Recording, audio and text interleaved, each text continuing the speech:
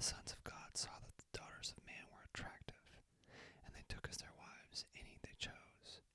Then the Lord said, My spirit shall not abide in man forever, for he is flesh. His days shall be 120 years. The Nephilim were on the earth in those days, and also afterward, when the sons of God came in to the daughters of man, and they bore children to them. These were the mighty men who were of old, the men of renown. The Lord saw that the wickedness of man was great in the earth, and that every intention of the thoughts of his heart was only evil continually. And the Lord regretted that he had made man on the earth, and it grieved him to his heart. So the Lord said, I will blot out man, whom I have created from the face of the land, man and animals and creeping things and birds of the heavens, for I am sorry that I have made them. But Noah found favor in the eyes of the Lord.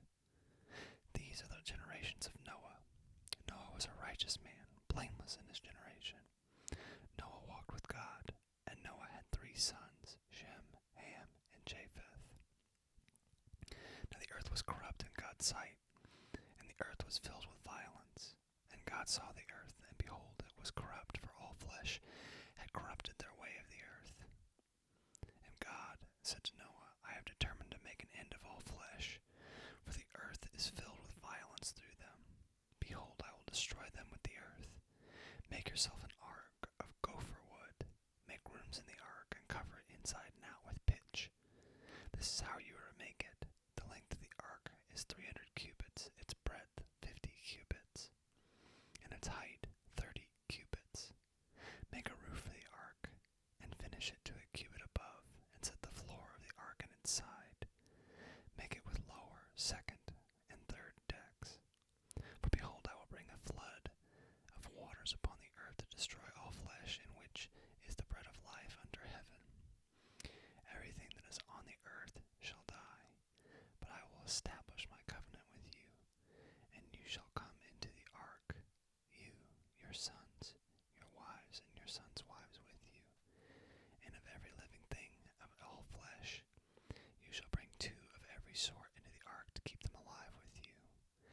They shall be male and female, of the birds according to their kinds, and of the animals according to their kinds, of every creeping thing of the ground according to its kind. 2 of every sort shall come in to you to keep them alive. Also take with you every sort of food that is eaten, and store it up. It shall serve as food for you and for them. Noah did this. He did all that God had commanded him. Then the Lord said to Noah, Go into the ark, you and your household, for I have seen that you are righteous before me in this generation. Take with you 7 pairs of all clean animals, the male and its mate, and a pair of all animals that are not clean, the male and its mate, and 7 pairs of the birds of the heavens also, male and female, to keep their offspring alive on the face of all the earth. For in 7 days, I will send rain, and on the earth 40 days and 40 nights, and every living thing that I have made I will blot out from the face of the ground. And Noah did all that the Lord had commanded him. Noah was 600 years old when the flood waters came upon the earth.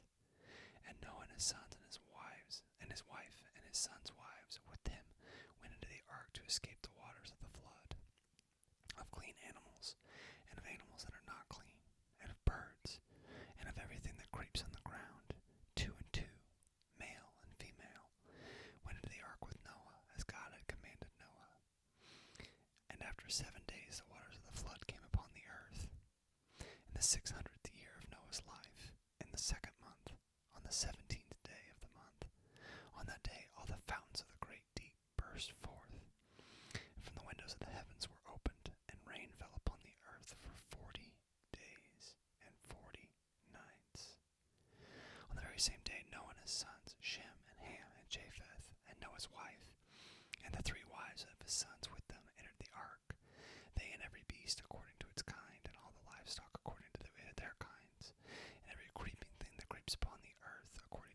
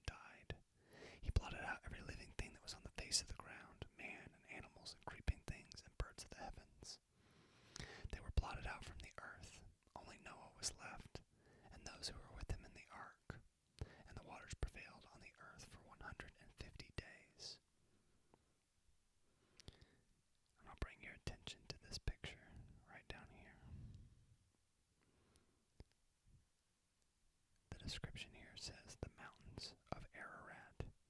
This designation is plural, indicating a mountain range in which Mount Ararat, or modern Turkey, is the highest. The exact peak on which the ark landed is uncertain. It says in the Epic of Gilgamesh, the boat landed on the top of Nasir, which is typically identified with modern Pir Omar Gudrun in southern Kurdistan. Archaeologically, we haven't come across it yet, but there's evidence for it, which I think to be fascinating. A confirmation of the biblical account here to show that it's not just some fairy tale or made up thing, but it's something that actually happened, and we can have greater documentation of it now. Next time when we read, we'll pick up where we left off, and in that case, it will be the rebuilding, post-flood, a new world, God speaking to Noah and giving him instructions on how to rebuild.